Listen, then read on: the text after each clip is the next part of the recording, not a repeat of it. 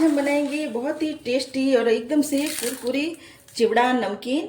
इस नमकीन को बनाने के लिए आपको बाहर से कुछ भी खरीदने की जरूरत नहीं है। घर के पड़े सामान से ही आप इस नमकीन को बना सकते हैं और 1 महीने के लिए स्टोर करके भी इस नमकीन को आप रख सकते हैं। दिवाली टाइम भी इस नमकीन को आप जरूर बनाएं। ये खाने में बहुत टेस्टी नमकीन है। चलिए बनाते हैं नमकीन। नमकीन बनाने के लिए यहाँ मैंने ले लिया है 2 कप पोहा।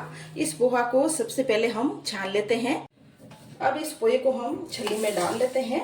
छलनी में डालने के बाद इस पोहे को हम छान लेते हैं, जिससे कि इसमें जो भी डस्ट कचरा वगैरह होगा वो निकल जाएगा।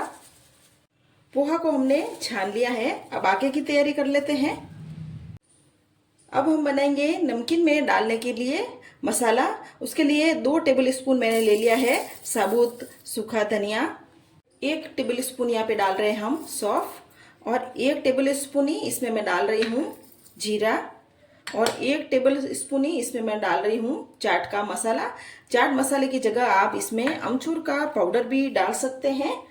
इसमें 1 टेबल स्पून ही लाल मिर्ची का मैं पाउडर डाल रही हूँ, और आधा टीस्पून जितना ही इसमें हल्दी का पाउडर डाल दिया है। 1 टीस्पून ही इसमें मैं डाल रही हूँ नमक, और 2 टीस्पून यहाँ में चीनी डाल रही हूँ।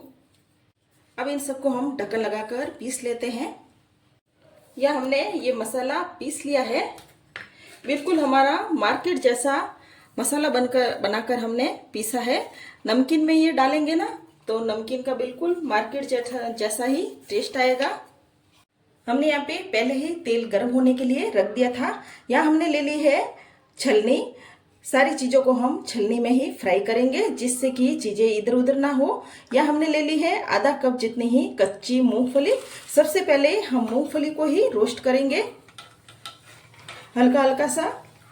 तेल भी अभी हमने बहुत ज़्यादा गर्म नहीं किया है, और हल्के हल्के तेल में ही इस मूंगफली को हम चम्मच से हिलाकर रोस्ट कर लेते हैं, फ्राई कर लेते हैं। अब ये मूंगफली फ्राई हो गई है और ऐसा मूंगफली का छिलका भी निकलने लगा है। अब मूंगफली को हम निकाल लेते हैं। अब मूंगफली को हम एक बड़े बर्तन में निकाल लेते हैं। अब हम इसी छलनी में डालेंगे मक्के का पोहा। या हमने 1 कप मक्के का पोहा ले लिया है, जिसे हम 2 से 3 बार में इस तरह से फ्राई करेंगे।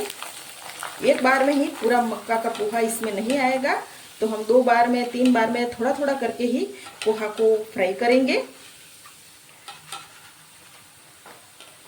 ये मक्का का पोहा भी अब फ्राई हो गया है। इसे भी हम निकाल देते हैं। मक्के के पोहे को भी इसी बर्तन में हम फ्राई करके डाल देते हैं। या हमने सारे मक्के के पोहे को फ्राई कर लिया है। यह हमने ले ली है आधा कप रोस्टेड चना दाल। इसको भी हम डाल के फ्राई कर लेते हैं।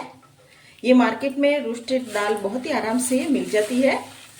इसको भी हम मीडियम आंच पर चम्मच चलाते हुए फ्राई कर लेते हैं।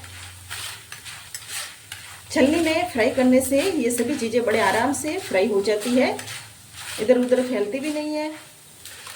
ये चना दाल भी अब फ्राई हो गई है और हल्का सा इसका कलर भी चेंज हो गया है।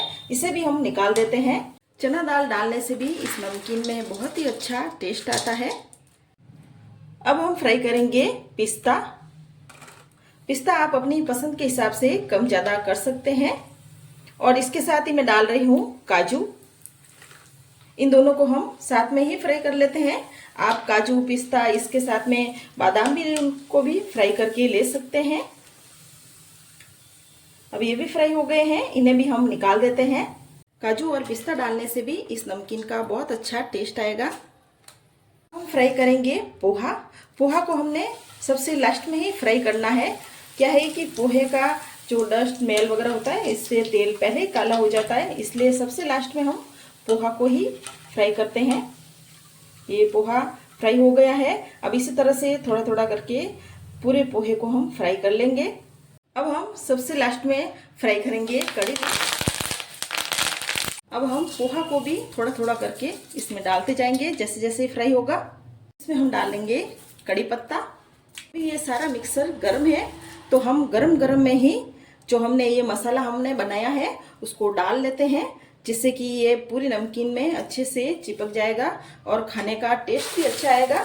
हाथ से ही हम पूरी नमकीन को पहले मिक्स कर लेते हैं।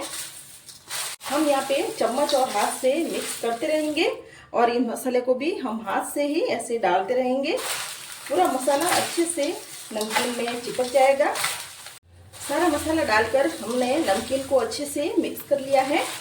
दिवाली टाइम भी ये आप नमकीन बनाएं, आपको ये खाने में बहुत टेस्टी लगेगी और इस नमकीन को आप 1 महीने के लिए स्टोर करके भी रख सकते हैं। रेसिपी अच्छी लगी तो मेरे चैनल को सब्सक्राइब करें और ज़रूर से कमेंट करें।